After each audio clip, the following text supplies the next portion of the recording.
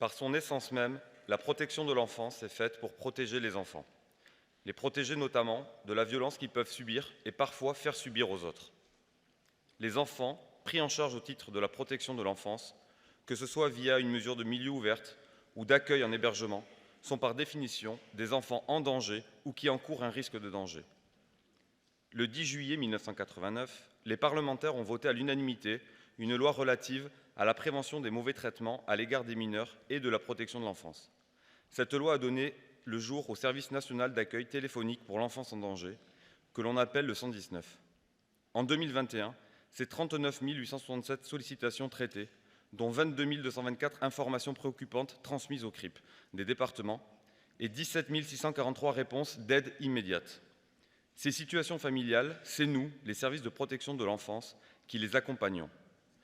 Combien d'entre nous ont dû mettre en mots des actes violents, parfois banalisés par les familles, souvent à bout? Tant de mots différents qui viennent parfois atténuer un geste si destructeur. Parfois même, nous essayons de les hiérarchiser.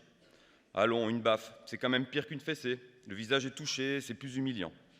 Combien de parents peuvent légitimer la violence par cette simple phrase? Quand j'étais petit, j'ai reçu des coups et j'en suis pas mort. Aujourd'hui, les violences éducatives ordinaires ne cessent d'être questionnées et dénoncées.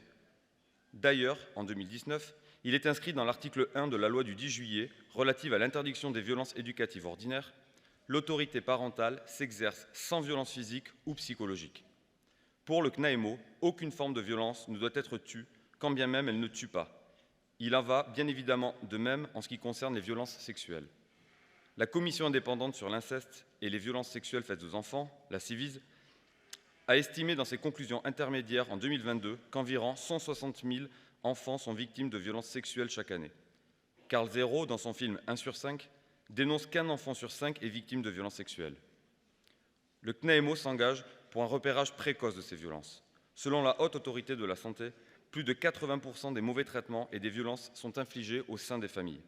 Régulièrement, quand nous parlons de violences sexuelles, nous les regardons par le prisme père-enfant. Ce n'est pas toujours le cas.